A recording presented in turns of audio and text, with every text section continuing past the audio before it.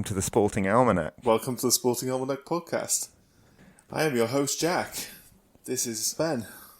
Yeah, a friend. A friend. Of some years. A friend of some years. Yes.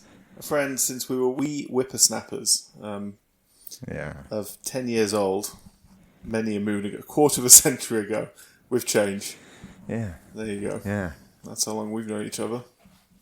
And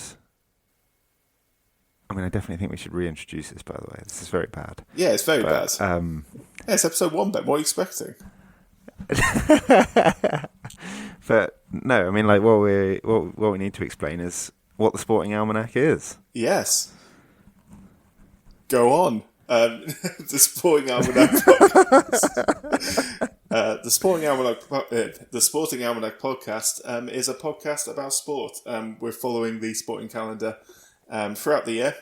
Key events, important things. We'll check out the big events, preview them in the weeks they're about to happen, and we'll also give a passing nod to smaller events, some niche events, and some slightly unusual events as well going on in sport. Because one thing that I think you'll agree, Ben, that we both agree upon is that there is no such thing as bad sport. Sport is wonderful, and it all deserves to be praised. Absolutely. There is a lot to talk about. The one thing we're not going to do, though, is retrospectively try and analyse every single event that happens, because there's too many people trying to do that, and frankly, nobody knows what the fuck they're talking about. No. So this is about introducing events and giving some history, some background, some fun stories, getting people in the mood for the upcoming events so that they can enjoy them even more richly than perhaps they would have done without our dulcet tones, serenading them into them. And also, from a personal perspective, I feel like I know probably more than most people about sport, but I feel there's always more I can learn. I feel there's a lot of sports where maybe I know the rules, I know a little bit about the history, and I know what's going on last year, the year before maybe, but I feel I could have a deeper knowledge of sport and maybe share that with anyone who cares to listen. Yeah, just a couple of self-certified sporting geeks, basically. Yeah. Doing our best. And it's just an opportunity to chew the fat in a way that we would do anyway. Which we do anyway, because we send each other about 40 voice notes a week.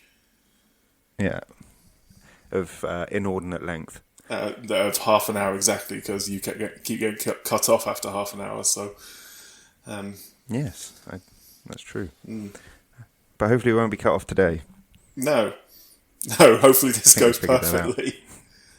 Yeah, it started off so smoothly, so what could possibly go wrong now? Yes, it looks like it's recording, so that's a good start. So anyway, episode 1. Well, I was going to say, do we want to introduce ourselves first of all, or do we just assume that we're not important enough that we should just move on from there? Well, we can introduce ourselves if you want. Okay. Hi. Well, you're Jack Senior. I am. That's me. You're Ben Davies. That is me. And you teach football. You are a football coach. And a mega super sporting geek who knows every result of the FA Cup final post-war, scores, teams involved, possibly scorers. Not always scorers. Unless it's a really particularly... Not always. Unless it's a particularly famous goal, like Alan Sunderland. Yeah. We all know Alan Sunderland. Alan Clark, or other people called Alan. And yeah, you're probably the smartest geezer I know. You digest content like no one else. Listen to insane numbers of audiobooks, read insane numbers of articles. So I reckon you have an encyclopedia from which we can draw on. I'm enjoying how introducing ourselves has become introducing each other. I suppose it's... Yeah, that's more fun. It shows that we know each other, ultimately. So Ben is also a football geek, or a sport geek, I should say. Although, unlike me, Ben actually... more in his youth, before he became an injury-prone old man, was actually also quite good at sport. Ben was That's generous. Fuck off. Don't be that guy. Just because you never made it as a professional doesn't mean you weren't good at sport. You were good at every single sport you laid your hands on. You played in the rugby team when you were 15 and the cricket team when you were 13. Is that right? First when you were 13 or were you 14? Cricket was 13. Okay. Yeah. But I'm no Rob Newton. I'm no Rob Newton. Shout out to Rob Newton. Yes, well, he actually did make it as a professional, so no, you're no Rob Newton. But yeah, the closest I've come to being a professional anything at sport is a little dabble with UK anti-doping in another life. But they didn't want to keep me, so I can't have been that good. No. Or maybe you were too good. Maybe that was a problem. Maybe they were too cynical, arguably. But we'll get into that, won't we? I'm sure drugs will get mentioned once or twice, yes. But anyway, that's us. I'm a massive nerd, and Ben is a slightly smaller nerd, but actual talent. There we are.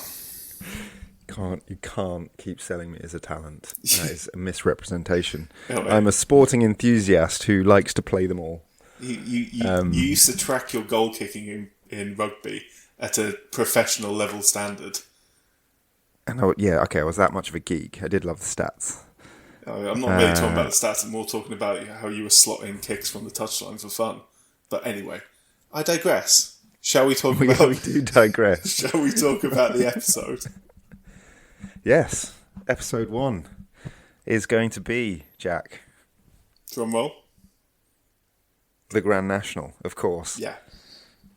The sporting institution woven into the fabric of British sporting culture, along with events such as Wimbledon, which we may cover, the British Grand Prix, which we may cover, and the FA Cup.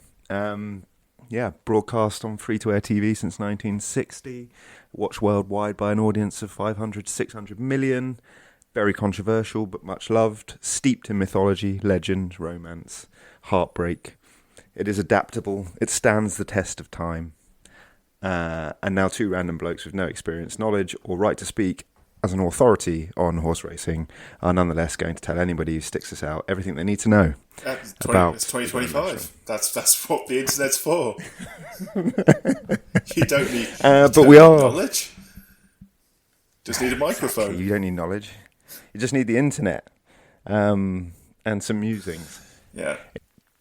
But what we are going to be doing is spinning a couple of yarns along the way, and we're going to tell you about some of its greatest stories to get you in the mood for the 176th running of the Grand National. That is mad. Exciting. 176 years of a single event.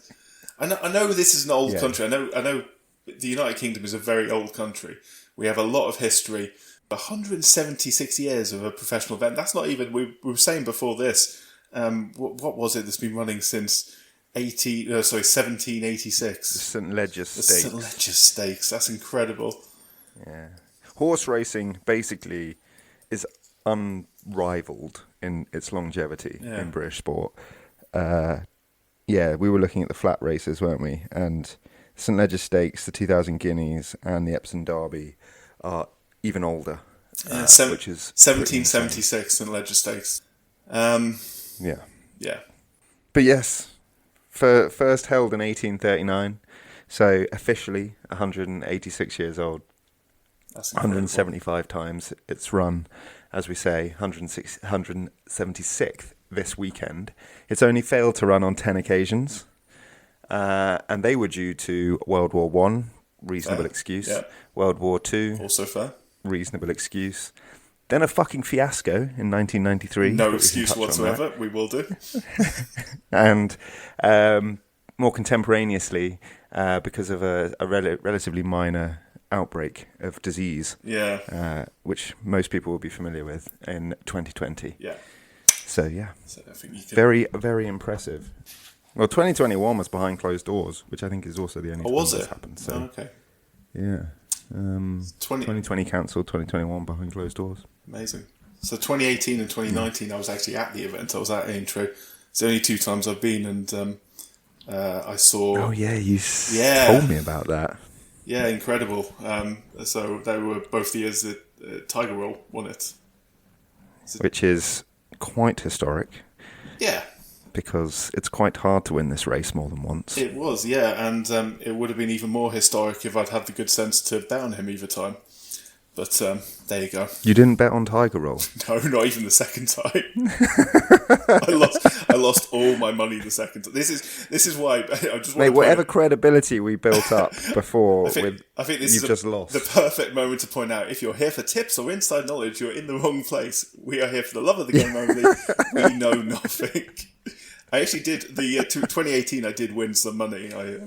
I got lucky. I think I came up about £30 up. But 2019, God, I think my Mate, wife. that's a diabolical call. I think my then fiance, now wife, might have won some money, but I did not. Jesus, not betting on pretty much. Well, in fact, not pretty much the only horse other than the goat. That's Red Rum, by the way. Yeah. He's obviously not a goat. He's a horse. The only other horse post-war to have won it more than once, and you shelved him twice. Yep. I mean, the first time I didn't know. To be fair. The first time, what? Sorry. The first time it was just another horse, but yeah, the second time, yeah, okay. Hold my hands up. You live and learn.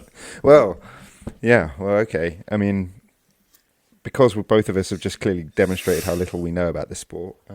Did a little bit of digging around as to what the Grand National is. Do you know what it is, Jack? In general terms, is it a bakery show on Channel 4? Other than the blindingly obvious of being the greatest steeplechase in history, and probably, not probably, I think it is the most lucrative horse race in Europe. It's a handicap race. I didn't really know what handicapping was, and still don't really. Yeah, I vaguely knew, but I've actually refreshed my knowledge of this. Yeah, it's slightly different to what I thought, but go ahead. Yeah, it's strange. Well, there's 40 horses that are now allowed to enter 34 into the race at any. I'll correct you. It's 34 now. As of last year. Oh my god! Reduced by 6 further. It's impossible to keep up. 7-year-olds. And older, yeah, and I think no older than 14, maybe. I don't know. There's an upper limit, but there's sort of a natural upper limit anyway. But the reason it's a slightly older age range is the experience required to jump the fences. It is just simply too dangerous for an inexperienced horse to do it. It is dangerous enough for an older horse to do it, let alone a younger horse. So American listeners who are used to 2-year-olds and 3-year-olds. 3-year-olds, especially in the Triple Crown events, will hear 7 years old and think, "Wow, horse should be retired and out for stud by now." But no, 7 is the minimum. Experienced horses only. Yeah, it's pretty wild. They have to be rated 1, 2, 5 or over by the British Horse Racing Authority, and I don't know what that means. No, me neither. But I assume it means they're good. Yes. So experienced. Only good old. Experienced horses can run the Grand National.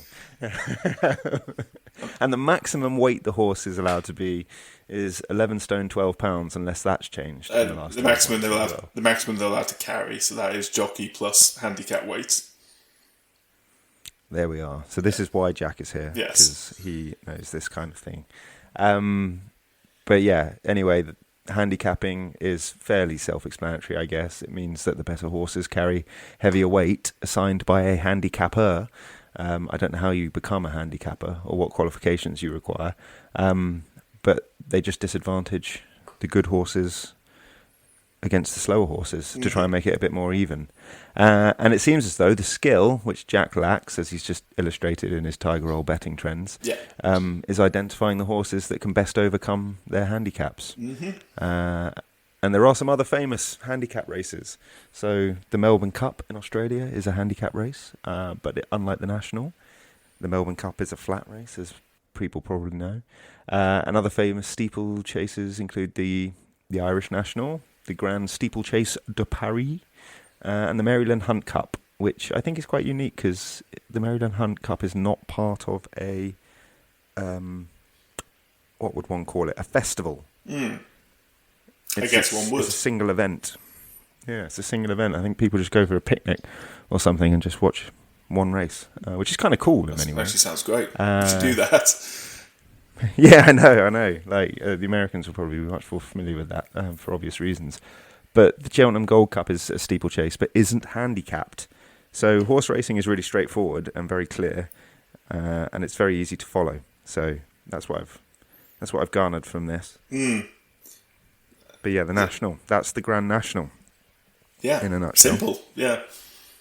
So held run at Aintree. Run at Aintree, yeah, over 4 miles, 2.5 furlongs, and I found out today that a furlong is about 200 metres, which I don't know what that is in yards for anyone who works in yards, but about 200 metres. So 4 miles, 2.5 furlongs is about 7 kilometres, about 7,000 metres in total, or just shy of.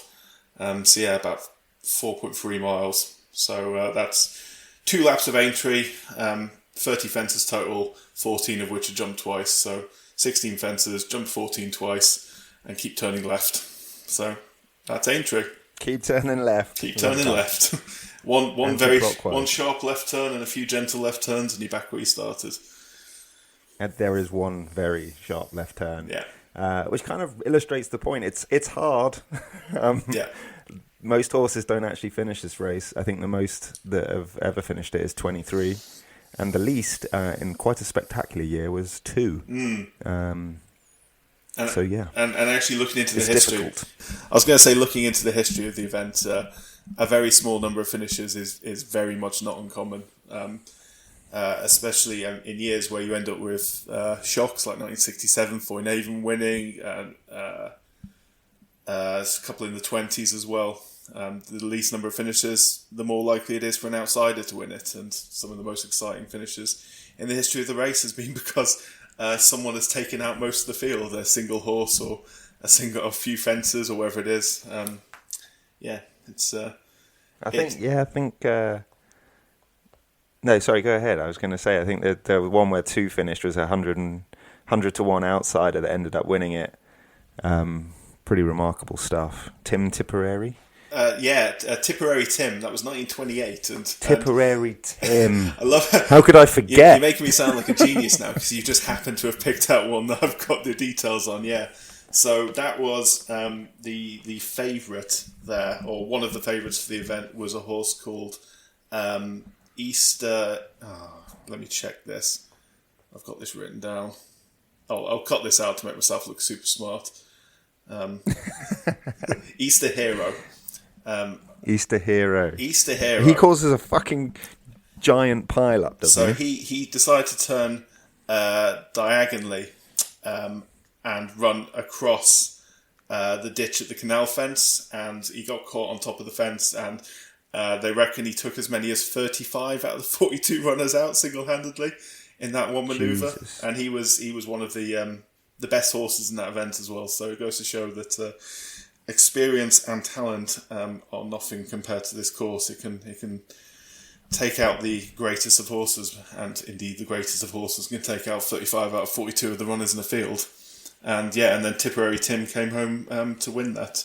And actually, an interesting story about that is, as a result of there being so many fallers in the event, the organisers took it upon themselves to change the rules to try and limit the amount of horses in the event, to try and make sure it's a higher quality number of horses in the event. So they upped the entry fee. Reducing it from 40 to 36. Yeah, so it was 42. It was 42 then. So they were trying to reduce the number to make it, not so much to make it safer, but to make it so it's a better quality of horses, less fallers, less likely to have an outsider winning it. So they increased the entry price to £100 a horse, which is about £5,000 in today's money. And they made it easier for horses to pull out before the event as well. They had a couple of more sort of like stalls where you can withdraw from the event, get your money back if you wanted to make sure that anyone who wasn't feeling it. You get a refund? I think you get a refund. But anyway, regardless, they did that. All these plans to make the field smaller. 66 horses entered in 1929, the biggest number ever. So goes to show that worked. Then. Yeah, goes to show that some very competent organisers there. And what they failed to take into account was 100 to 1 winner winning it, and also the prize money going up to record levels in 1929. It was equivalent of about £700,000 today for the winner, £13,000 at the time. meant that everyone and their dog thought, well, if this 100-to-1 winner could win it, maybe my 100-to-1 winner could win it. And spoiler alert, but the winner in 1929 was a 100-to-1 outsider. So there you go. That's wild. 66 horses, 10 finished. 10. So when what? So two 1 year and then 10 the next. 2 1 year and then 10 the next. But the 66, they were expecting it to be carnage at the first fence, but they all made it across the first fence, and then just proceeded to fall like flies from then on out. Yeah, that's mad. You know, you were mentioning Easter Hero there. Yeah. Didn't they? I don't know. When I was researching this in the lead up to recording this, fairly sure that resulted in quite a significant change to the canal turn.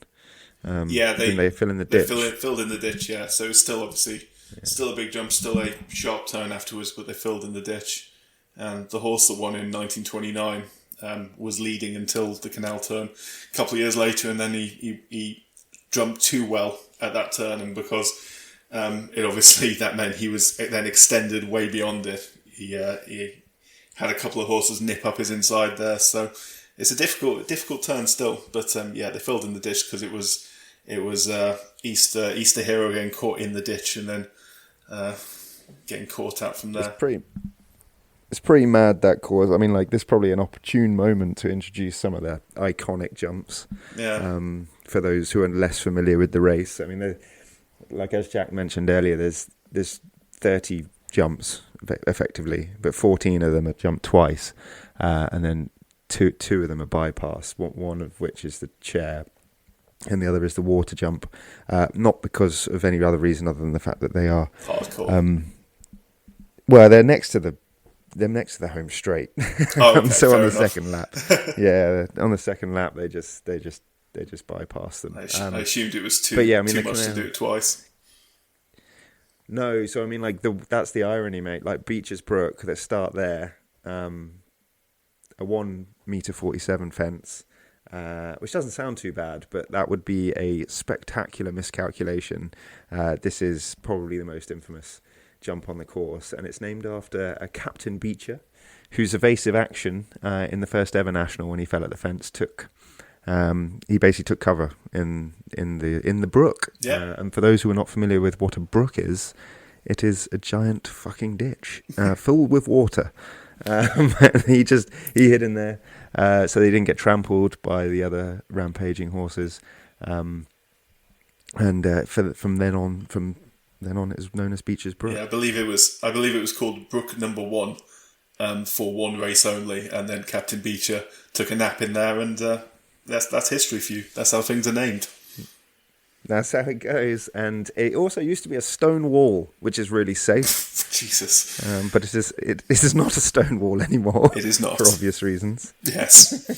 For the best, I think. And it has a blind drop landing of 6 foot 9 inches, which I think in real money, or metric system money at least, is 2 meters on the landing side. So the horse takes off from a higher position than it lands and cannot see the other side. So, difficult to say the least. And then the ground used to slope very steeply backwards on the landing side back into the brook, but that's now been leveled off because it was, frankly, it was pretty barbaric. And then the landing area also used to be really narrow, so everyone were bottleneck as they were going over, which increased the likelihood of them falling on the uneven ground on the other side. But that's been widened. There's been a series of other modifications made to obviously bring it up to modern standards. But, mate, I think all you really need to say about Beecher's Brook is jockeys have basically said that it feels like you're jumping off the edge of the world.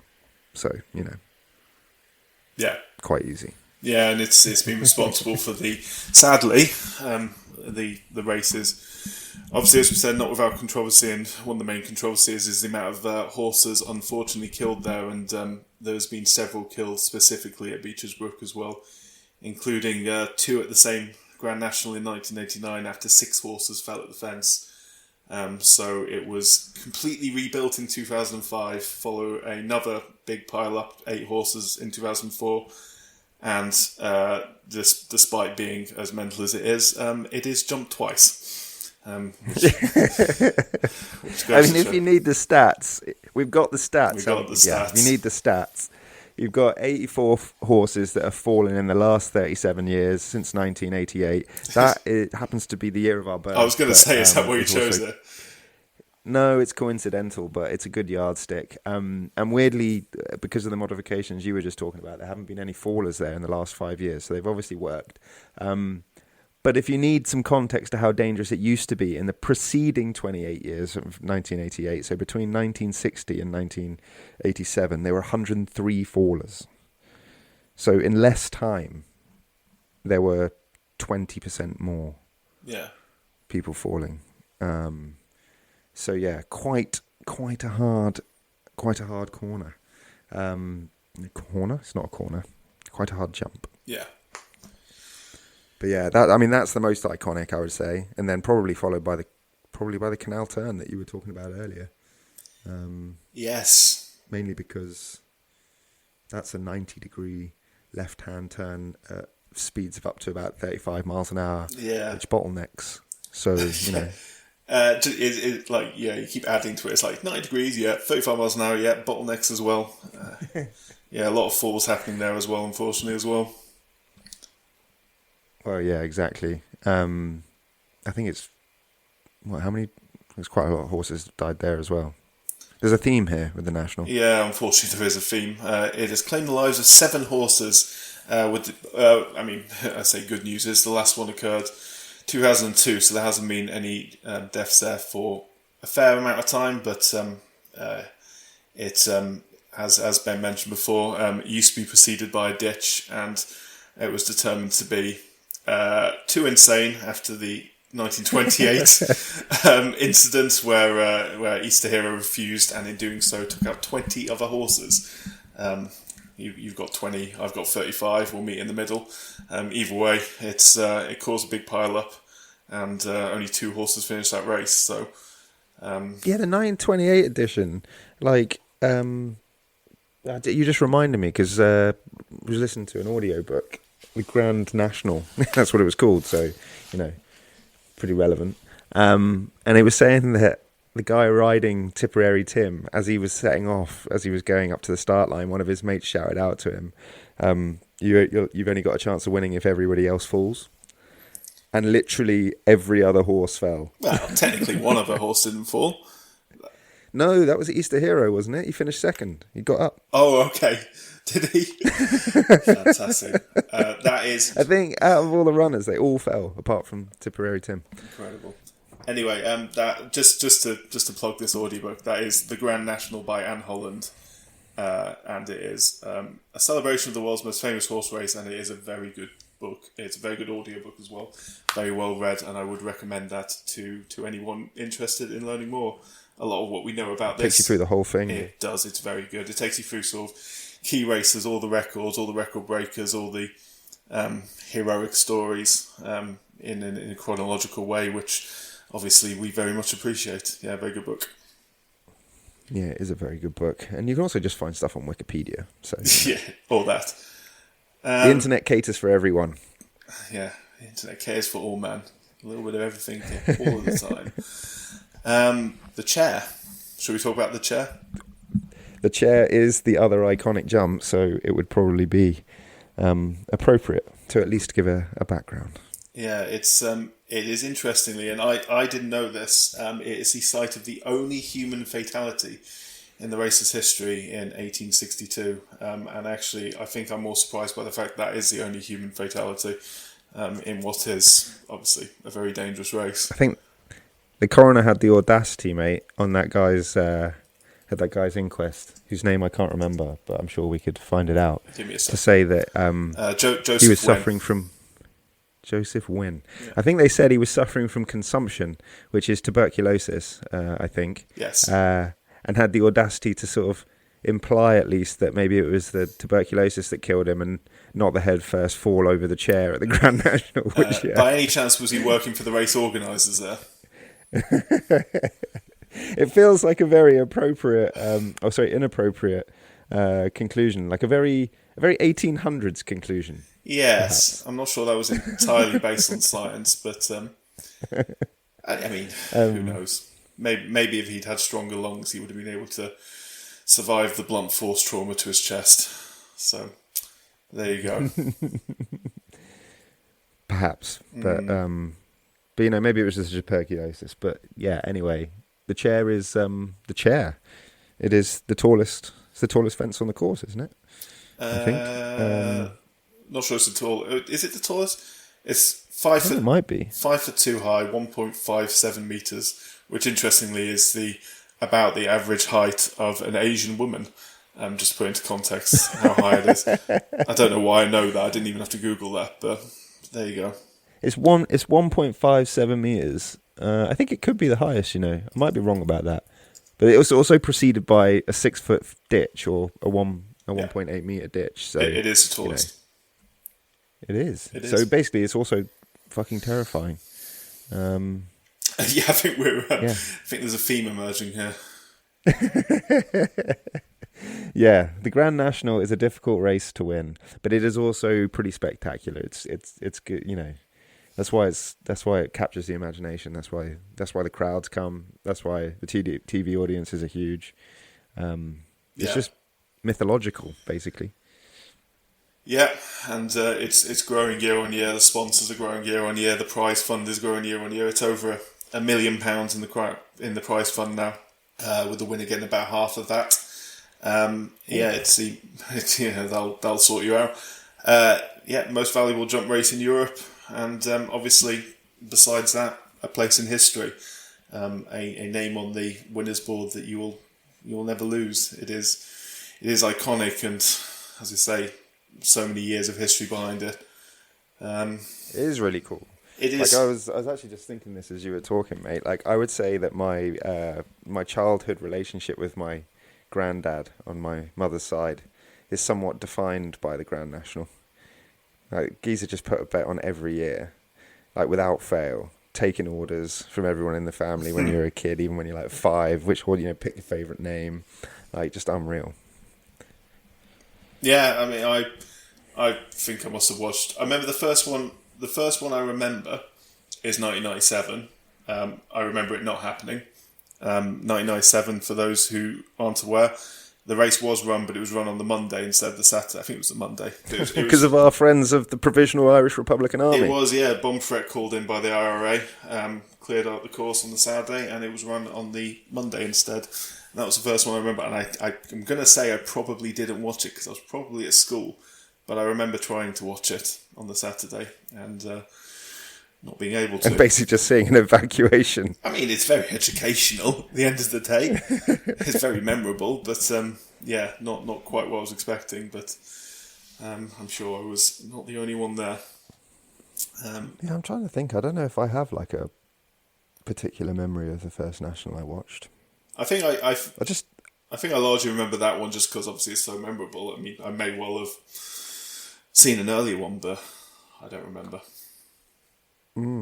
Yeah, no, I don't know if I remember one in particular. I think I just remember the fact that, I watched it every year from the moment I can remember watching sport. Really, I think it's that entrenched. I do enjoy it. I enjoy it in our household because my wife, not the biggest sports lover, which makes me wonder why I married her sometimes, but I'll forgive her. Makes up for in other ways, but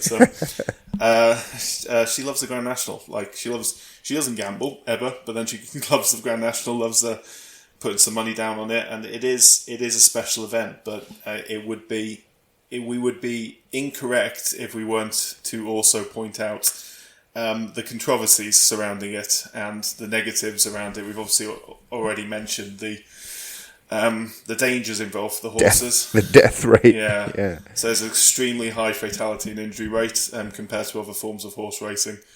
Compared to other forms of horse racing, I should say. And as a broader issue, obviously that extends to jump racing as a whole, due to the size of the obstacles, the size and speed of the horses now, and the inherent fragility, unfortunately, of racehorses. Obviously any significant leg injuries, and they will continue to make it worse because of the pain, and often the kindest thing to do in that scenario is to euthanize the horse, and it's a very sad reality of the event, and of course there are a lot of organisations who are against it, against the sport, either looking to abolish the sport, or others which are looking to reform the sport. As an example of, was it last year where they really disrupted it, was and the police 2023, so it's 2 years ago now. That was 2 years ago. Animal. It wasn't Animal Aid. Animal Aid, one of the organisations. It was someone else anyway. But yeah. So I genuinely have sympathy. Like it is a very grey area. I completely am against blood sports such as fox hunting, for example. I cannot understand why anyone would want to hunt an animal for sport, and the ideal situation in my head. I think you're forgetting, mate, how cool it makes them look when they're posing next to dead bodies. Oh yeah, sorry, I forgot about the Instagram stonks you get from it. But no, yeah. So I think in an ideal world, you'd want a sport that was as safe as can possibly be. Obviously, you're going to get people disagreeing on the level of safety that can realistically be achieved, but there are organised. It's weird because it gets philosophical, doesn't it? Yeah, it does. I mean, it is because the horses don't choose to run, but they clearly love running. They're also bred to run. Like they simply wouldn't exist if the sport didn't exist as well. Exactly, and they're so well looked after. They're treated like kings. You certainly hope so. Certainly better than they used to be. And I think one thing you can definitely say is that anyone who is involved, or the vast majority of people involved in horse racing, they love horses. They genuinely love the animals they're with. They care for them as best they can. But even good practice can be cruel at times. It is. You are pushing an animal to its absolute limits, and I have sympathy for those. So some of those people who are protesting it. There are some organisations such as World Horse It's very hard to say. World Horse Welfare, who works with racing for reforms. So they work with the racing industry to push better welfare standards, the sport and improve safety measures, better racehorse aftercare, monitoring of injuries. There is the League Against Cruel Sports, who are reformist. They're probably moving slightly along the scale. They're reformist, calling for major safety changes as opposed to a total ban. They are opposing Grand National in its current form due to the length of the race being too long, the number of fences being too many, and the high number of runners as well. So obviously that has reduced last year, 40 to 34. And it's 34 this year. The length of the race is an interesting one, because it's funny because I'm obviously going to probably sound incredibly ignorant to anybody who does worry about the welfare of horses in a meaningful sense, other than just sort of morally, as we are right now. But like 6.9k, like I can run 6.9k. So like, but can you can you run it carrying a man on your back and jumping over 30 fences? Would be my argument. I don't know. If we're gonna make stupid arguments, I'll come back with that. There'll be some gymmed up guy doing Tough Mudder who thinks that's the same, won't he? Probably. But no, I should point out to anyone. I'm taking the piss. I should point out to anyone who didn't understand that was irony coming from Ben there. I meant the exact opposite to what I was saying. It is hard to spot with British humour sometimes. But yeah, no, I still though, like, other than I can understand the jumps, but like the distance per se, it's just interesting because these are extremely athletic, fit horses, like as you say, bred to run. I know they're running max, and I know they get whipped, and that's another controversial aspect of the sport. Yes, it is.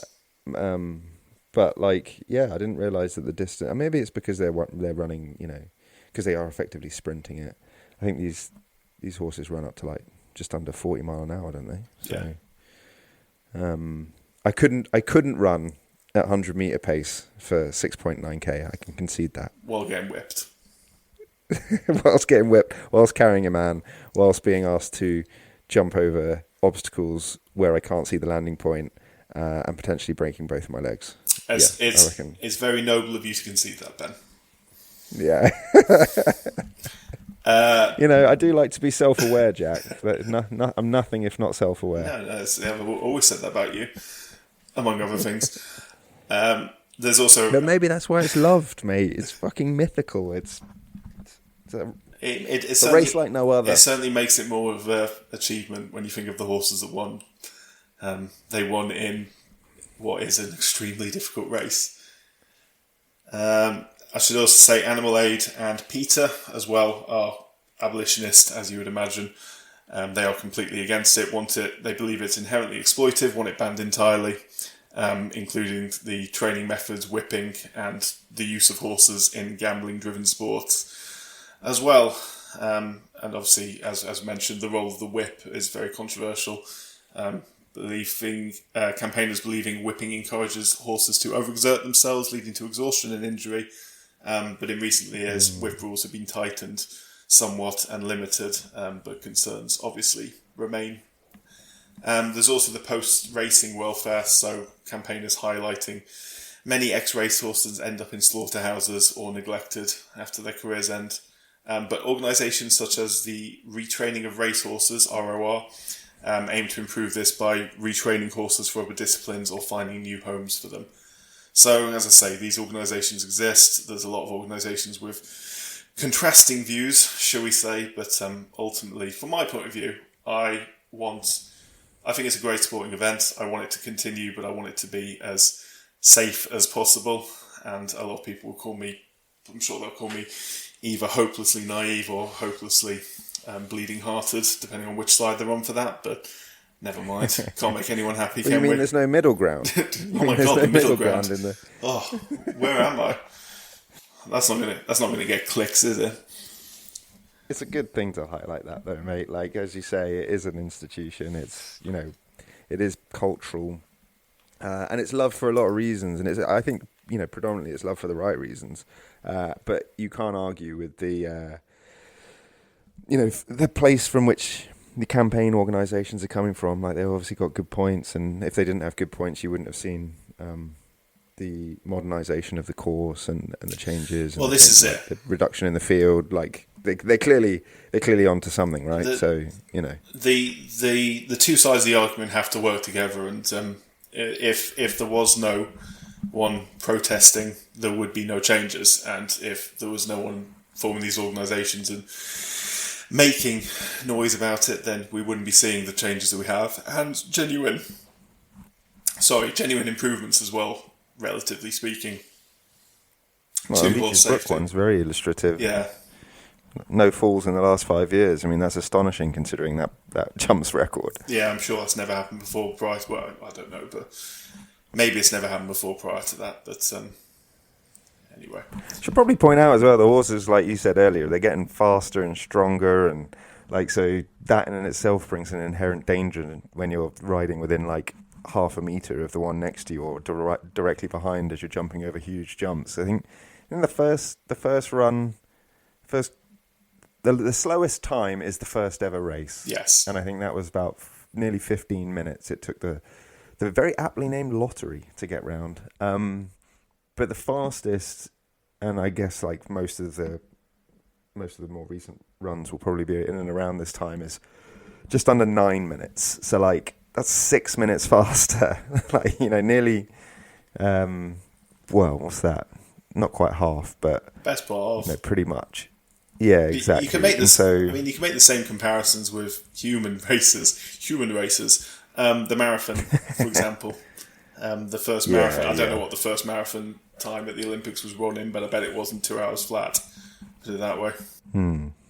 But you add that into like what you were saying about safety, though, and the need to modernise. It's like it's one thing to be jumping over a 2 metre fence with a huge, massive ditch with a slope sliding back into it when you're going round in 15 minutes. It's another thing altogether to try and do that on a horse that's running possibly twice as fast. Yeah. And more powerful. Well, not just a horse, in a field of now 36, as I've learned. 34. I'll keep correcting you on that. I haven't learned. You get there. You're trying. That's the important thing. Exactly. I'm listening-ish, but not enough. Yeah. You knew it was in the 30s. But though, look, like, yeah, there's a very good reason why these things are being improved. But There's a lot of reasons for it to be controversial, but there's a lot of reasons to fall in love with it. Yeah. And the bloody race is steeped in history. It's steeped in stories of legend and romance and heartbreak. And me and Jack we bloody love a war story, probably just because we've lived in peacetime and romanticize it and put it on a pedestal, which is obviously unhealthy and toxic male behavior. But nonetheless, it's very easy to love a war story. And, well, Jack, I think you found one. I think I do have a story for you, actually, yeah. So this is going to start off completely confusing for some people, thinking they were logging onto a podcast talking about the Grand National, when I say that our stage right now is the vast, unrelenting expanse of the Atlantic Ocean, where merchant ships forming long, vulnerable lines carrying essential supplies to Britain were the lifeline of the war effort. But that is indeed where we're starting our story. Because lurking below the ship... They really have modernised the National. They really have. Lurking beneath the waves were the U-boats, waiting there, hunting... to torpedo the horses. Yeah, it used to be so much more dangerous, guys. But these U-boats, they were guided by an enemy above in the skies that Churchill himself called the Scourge at the Atlantic, which was the Focke-Wulf FW-200 Condor. The what? The Focke-Wulf FW-200 Condor. It was a plane. So this aircraft, it wasn't just a bomber; it was a hunter. It was built as a civilian airliner and became the first aeroplane to fly from Berlin to New York City directly in 1938. So, as you can imagine, quite a long range on it, which was utilised with a range of 2,200 miles. It could roam beyond the reach of Allied land-based fighters, and this was in days before aircraft carriers were a common thing, and also without the power and launch methods used by modern aircraft carriers. That simply wasn't an option.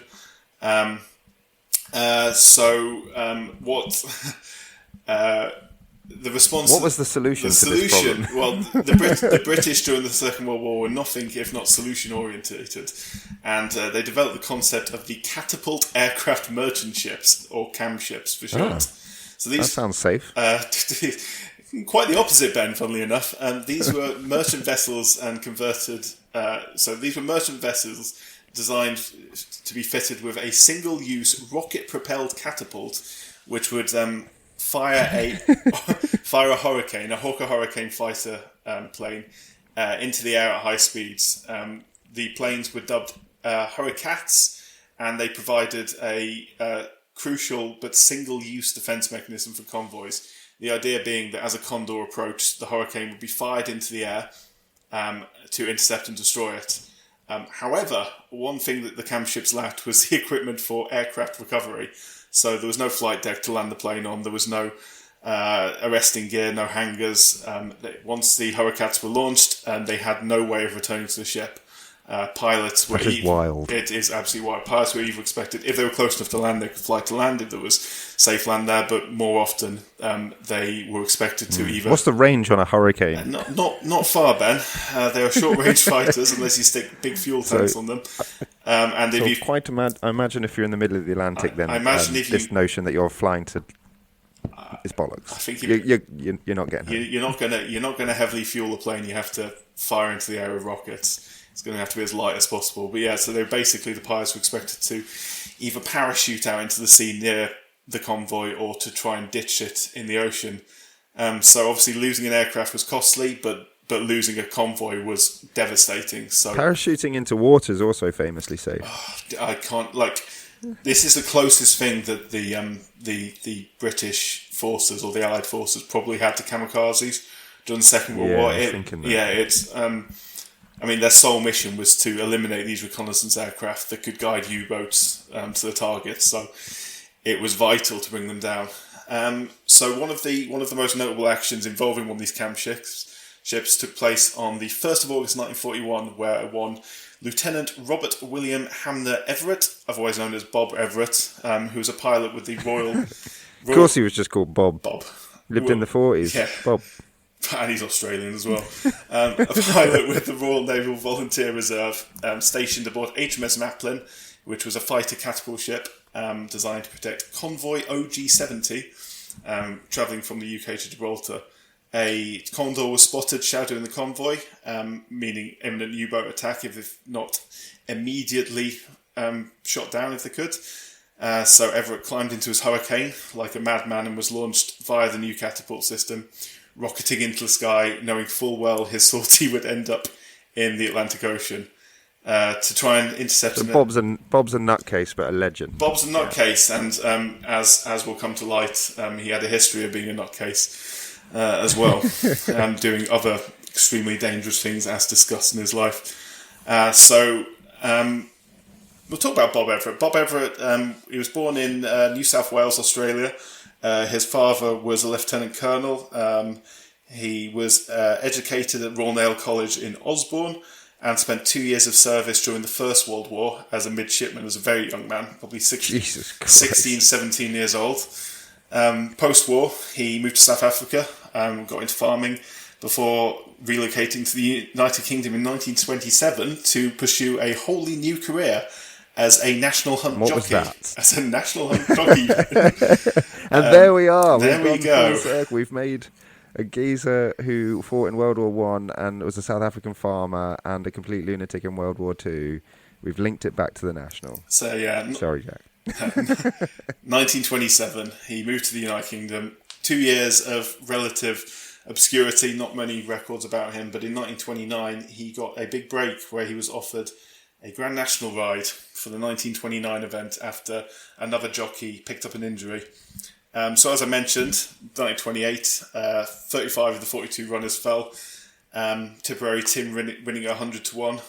So they did their best to reduce the numbers in the field and failed miserably. So 66 horses turned out to the event. Oh, yeah. One of them was another 100 to 1 horse known as Gregalach. And he was ridden by Bob Everett, our hero for the day.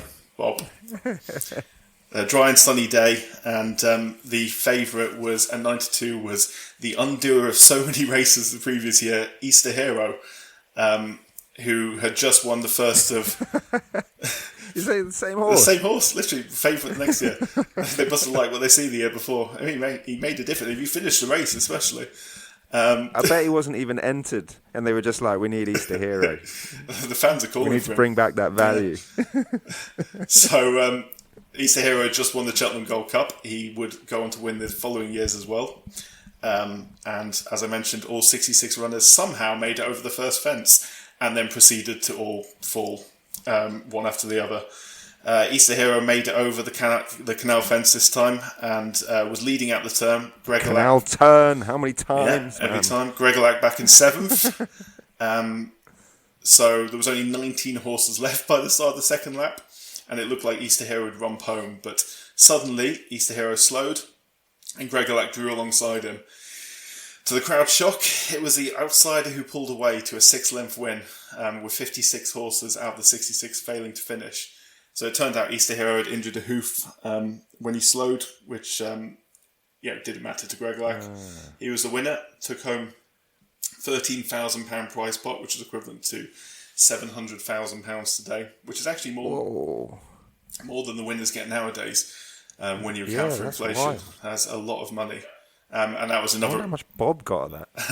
Probably a fair chunk of me. He bought a plane. We'll come to that.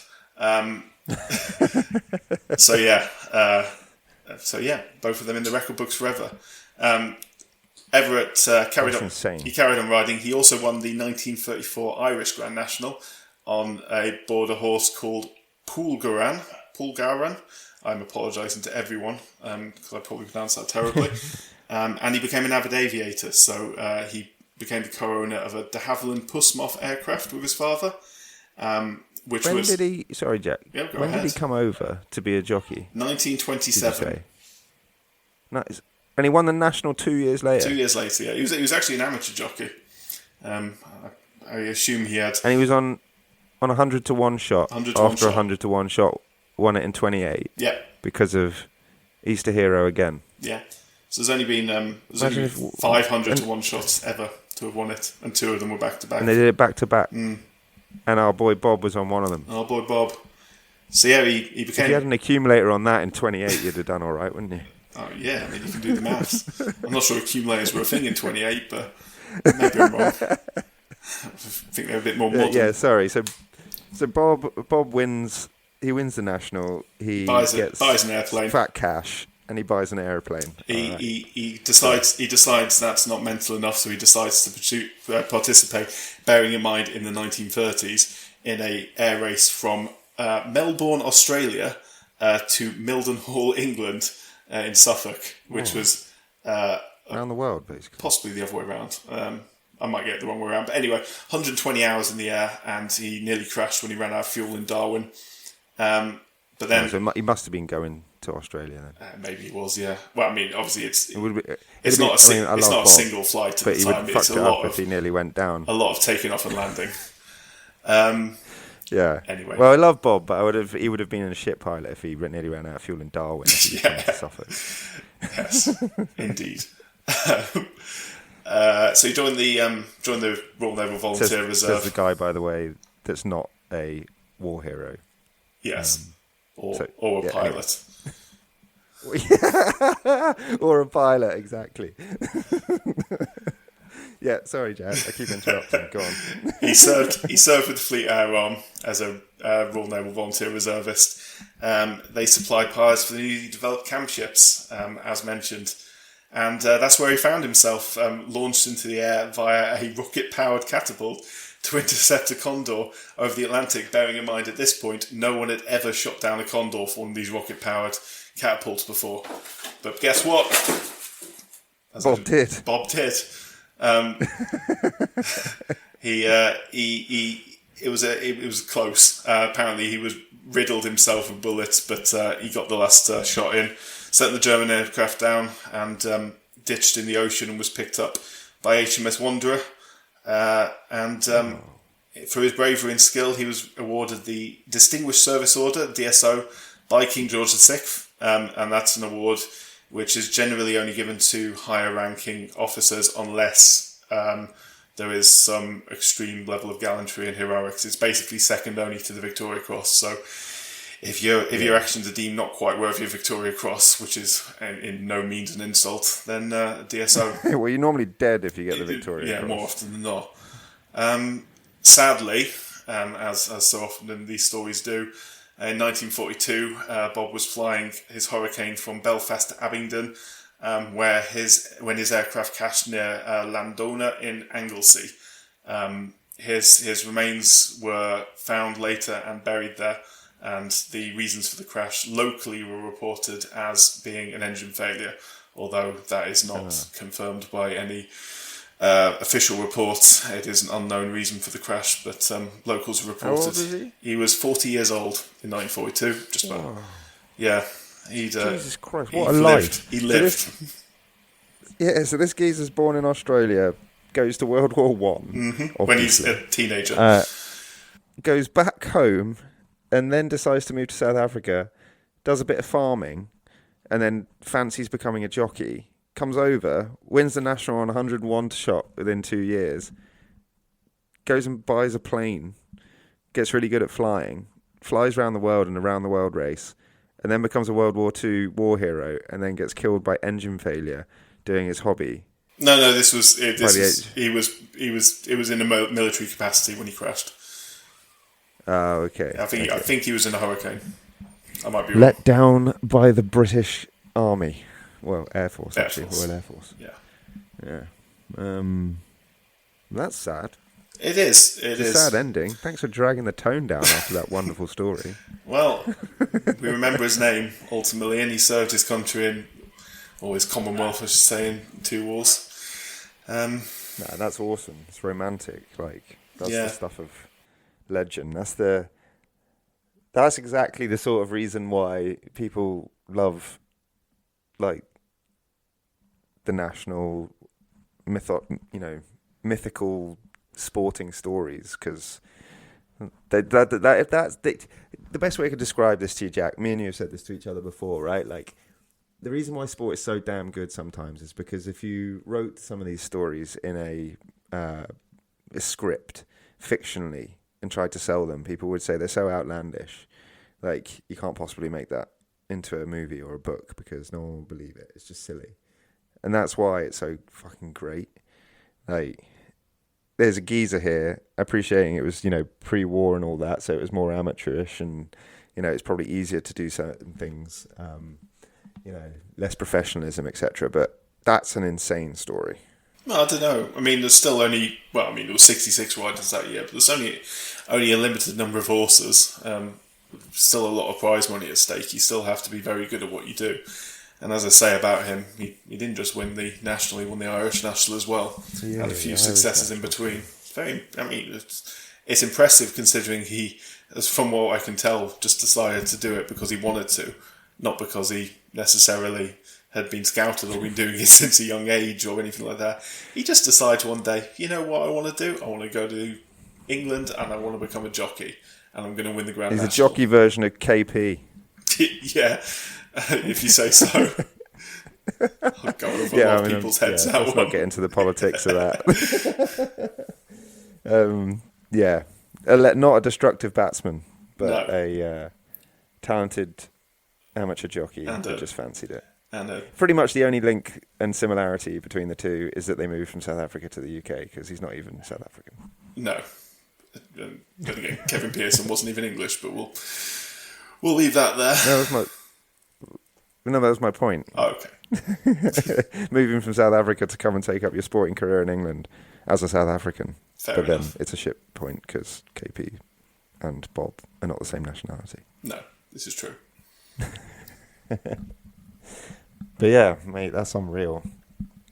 What a story. I mean, the whole thing is riddled with stories like that. Who's the fella, Bob Champion? Bob Champion. That's a nice story. He's like a better version of Lance Armstrong on a horse. Set a high instead bar of a bike. Setting a very high bar for him. It's like No, Lance Armstrong, but not a despicable human being. Imagine. Actually, I say that, but we've had this conversation before. Lance Armstrong saved a lot of lives. His foundation. Maybe we'll discuss him on a future episode. I suspect sometime around July that might come up. But yeah, Bob Champion and Aldaniti. I think this is pretty romantic stuff. I mean, it's maybe not quite as spectacular as Bob. Is it Everett? Did you said Bob Everett? Yeah. Yeah, but also a really nice story, right? Like another extreme, but it's a race that throws up extremes, and he's just a well-respected jockey. Like, had a good career, but not a spectacular one, I don't think. But then he got ill, didn't he? Yeah. He got testicular cancer, hence the Lance Armstrong references. Except he got testicular cancer in the 80s, when treatment perhaps was not what it is today. Chemotherapy perhaps even more aggressive on the human body than it is still currently. And he got really, really, really sick to the point where he, I think he thought he was going to die, right? I mean, who doesn't when you get cancer, I suppose. I imagine it crosses your mind. I'm fortunate not to. Yeah, exactly. And then, he makes a recovery and he gets a ride on Aldaniti. You probably know a little bit more about Aldaniti, the horse, but I think that the horse itself had some issues as well, didn't it? Yeah, I should look up the details, but yeah, he suffered a career-threatening injury, which would have ended the career of many horses. I've got it here. Yeah, sustained a serious leg injury at Sandown in November 1979. Didn't run for a year and returned in 1981 with the Grand National as his target. And I don't know much about horse racing, mate, but a serious leg injury and a horse are not usually compatible. No, and especially not in jump racing. And a year and a half not training as well to go with it. Not very compatible. No. But anyway, Aldaniti makes a recovery of sorts, and Bob is given him as a ride. Bob Champion this time, not Everard. Everard is Everett. Long gone by now. Everett, sorry. Yes.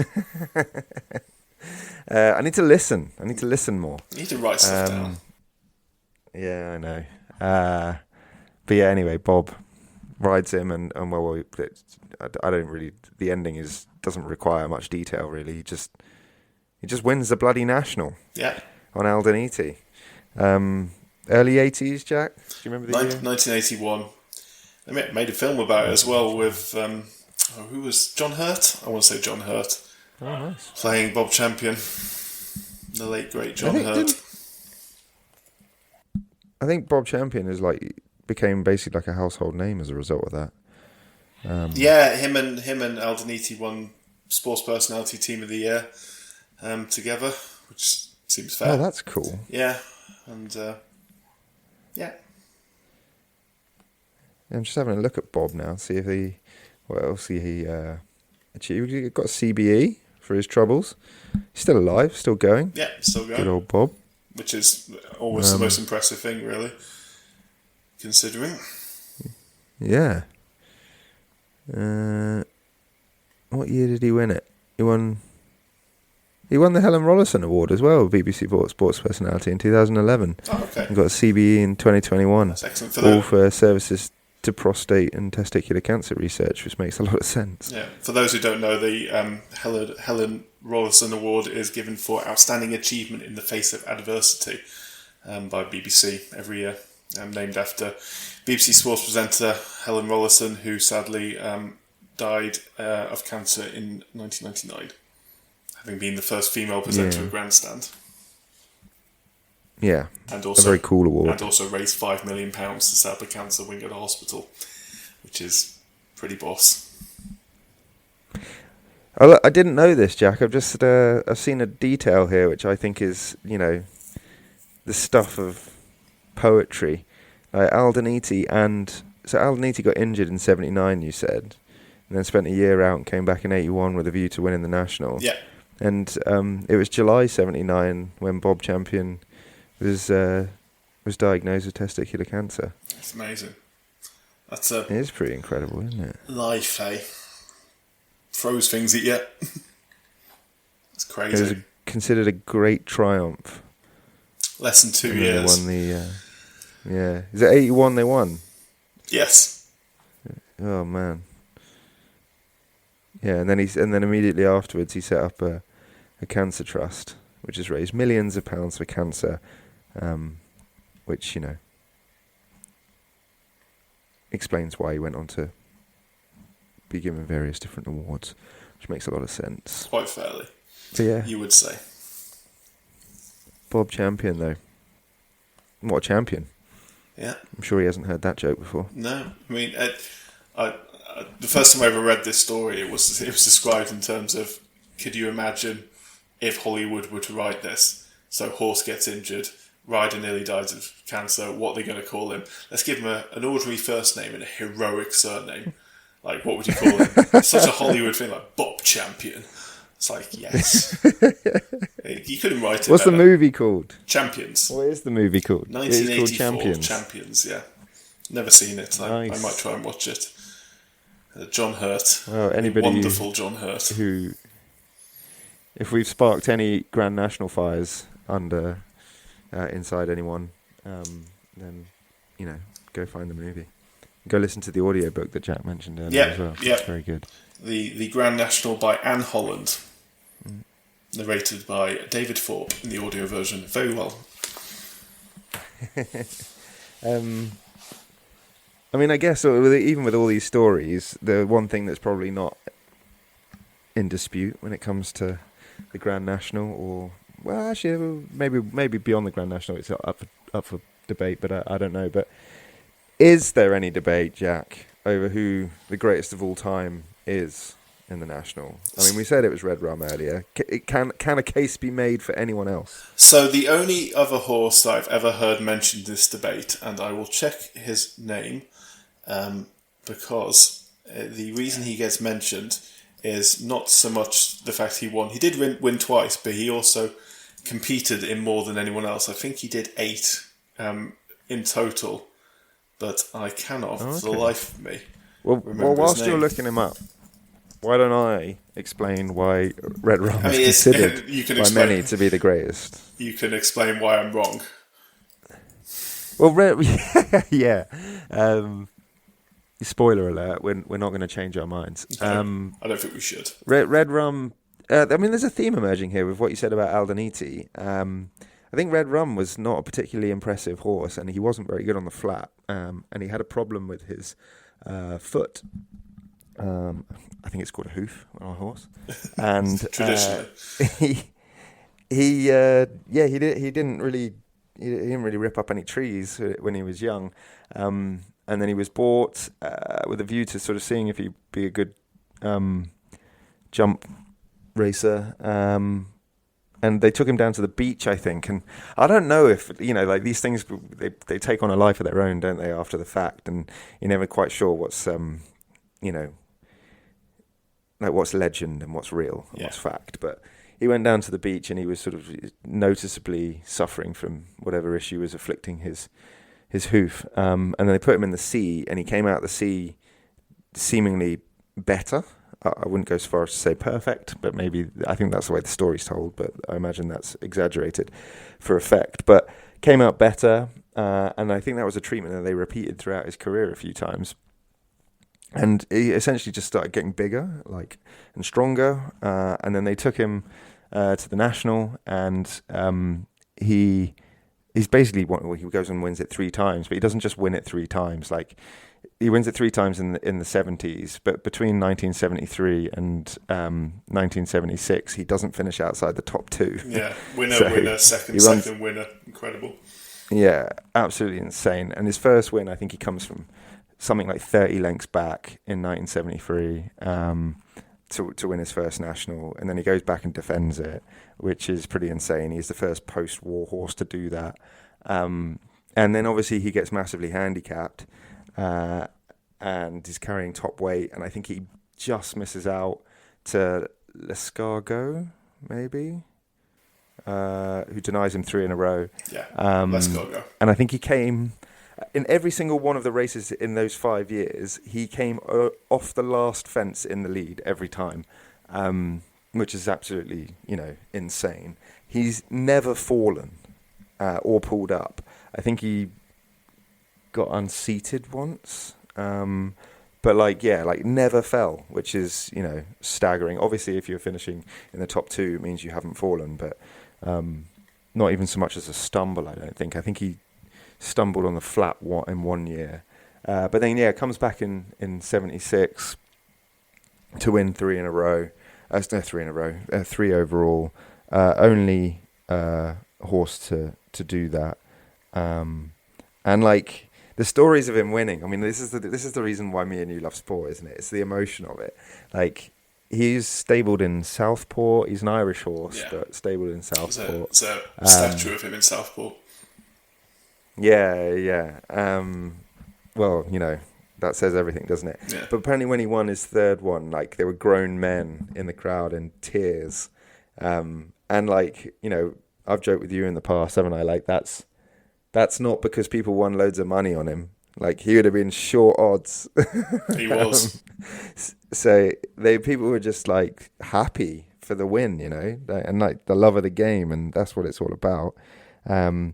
And then obviously he gets retired because he has a reoccurrence of that hoof injury, I think. And I think his trainer said that he thought that if he hadn't been injured, then he would have probably run him for another 2 years, and fancied him. And obviously that would have been absolutely insane had that happened and had anything come of it. But you don't really need that to have happened. I mean, that story is just perfect. Absolutely incredible. Yeah, it's perfect is a great way of summarizing it. And he, when he died, he was buried at the finishing post at Aintree, which is a very appropriate resting place for a horse of that stature and that level of legend. That says it all, doesn't it? How well appreciated he was. How well remembered. Epitaph. Do you want to read the epitaph, or should I? I have it in front of me. I can do it. It says... Yeah, you read it then. It says, "Respect this place, this hallowed ground, a legend here, his rest has found. His feet would fly, our spirits soar. He earned our love forevermore. God, that's fucking boss. It's nice. I mean, for all the horribleness, the risk and the death and the mistreatment that's been over the years, hopefully improving nowadays, like, what, it's so beloved, like, what other opportunity does an animal have to become so beloved? This country and Ireland and many other countries around the world, we love horses. We are horse lovers. And it's nice. It's nice to be remembered. I mean, yeah, they'll be remembered longer than we are. Yeah, exactly. He also didn't even mention it, but he won the national and the Scottish national in 1974 in the same year, which is, has that been done before? I could Google it, but let's assume it's very rare if it has been done. Yeah, I think that's a fair assumption. Anyway, who's this Manifesto horse that's definitely not? His name is Manifesto, and he ran the race 8 times in 9 years. He only missed 1 year due to injury, and he won it twice. God, only 2 wins. Jesus. His results were 1895 to 1904. It was 4th, fell, 1st, not entered, 1st, 3rd, not entered, 3rd, 3rd, 8th. Okay, so it was 2 years he didn't enter. But anyway, yes. 8 times in 10 years, though. I should say. I forget that 1895 to 1904 is actually 10 years. Or 10 runs. Yeah, I mean, it's a good record. A respectable record. It's a great record. If he wasn't injured in 1898, he might have won 3 in a row. Then again. I think there's not many horses that have won it more than twice, is there? Only post-war, only 2. Definitely only 2. And that's Red Rum. One Red before Rum the and war. Tiger Roll. One in the 30s. Which is who's the one in the 30s? Reynoldstown. Oh, okay, nice. But yeah, so I mean, Red Rum's a goat. Yeah, it's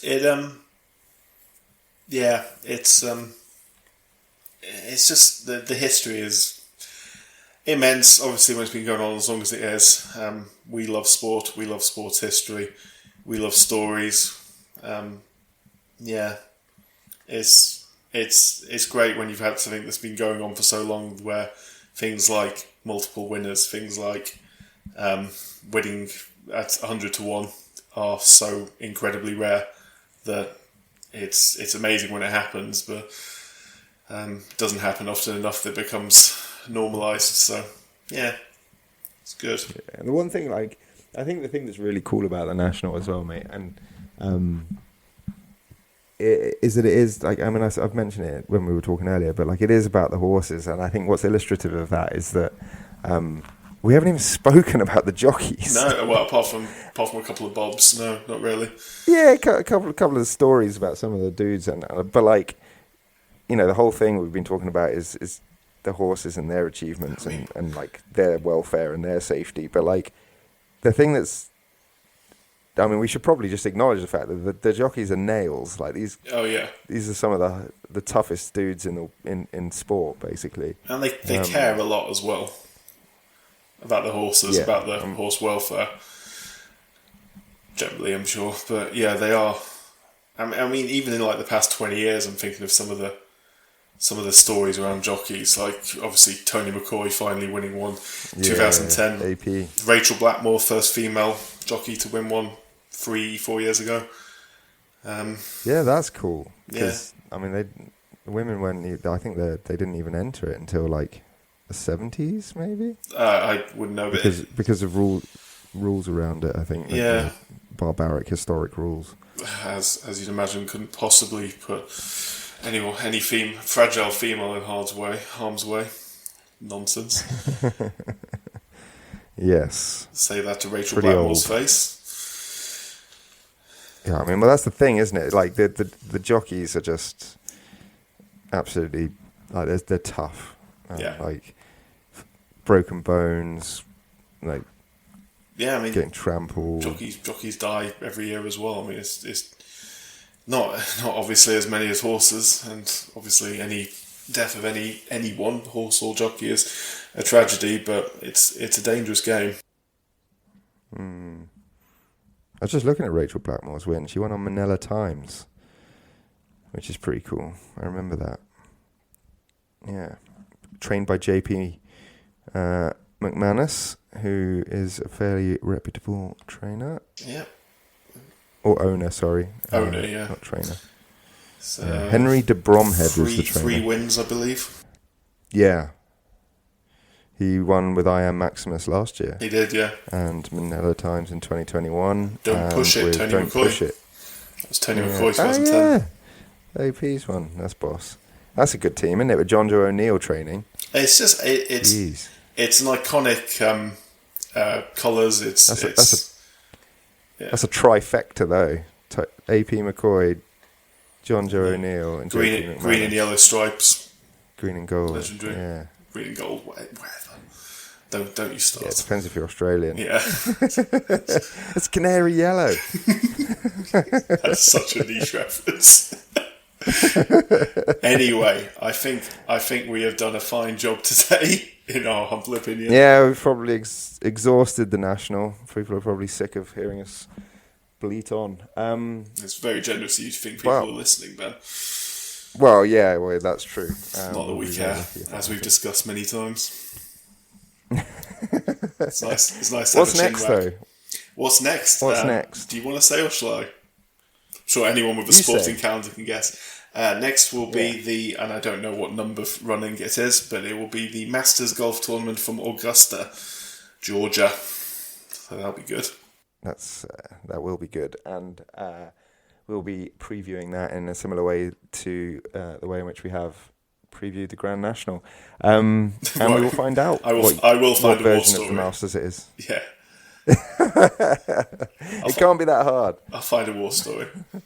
I can do it. I can do it with. I've already got one for baseball. I've already got one for rugby. I can do one for golf. No, we'll see. Nice. Well, let's leave it there. I hope everyone enjoys the 176th running of the Grand National next weekend. And I hope all horses and riders make it round in one piece. Fingers crossed. Yeah, that's actually a nice way to sign off. So, yeah, all right. Thanks, Jack. Yeah, bye, Jack. Cheers, Ben. Bye, Ben. I'll speak to you soon. See you later.